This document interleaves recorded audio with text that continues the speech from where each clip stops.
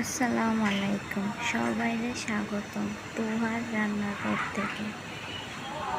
তো আজকে রান্না করবো কীভাবে সহজে প্রেশার কুকারে গরুর মাংস রান্না করা যায়।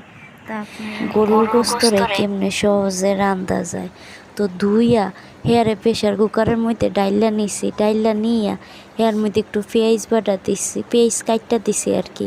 হেয়ার পরে আদা দিছি, রসুন দিছি বাটা, হেয়ার পরে এলাচি, দারচিনি, তেজপাতা দিছি। এর মধ্যে হলদির গুঁড়া, মরিচের গুঁড়া, জিরার গুঁড়া দিছি, একটু তেলও দিছি, একটু কি যেটুক তেল লাগছে মনে করেন এটুকি দিছি। দিয়া ভালো করে চটকাইয়া মাইকা নিছি, নিয়ে এর মধ্যে একটু পানিও দিছি।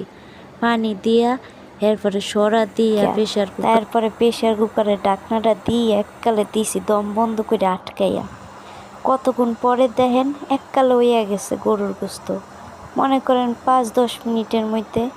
তারপর একটু কড়াইয়ের মধ্যে ডাইলা আবার একটু হালকা পানি আসিল, হেয়ারে টানাইয়া নিয়েছি।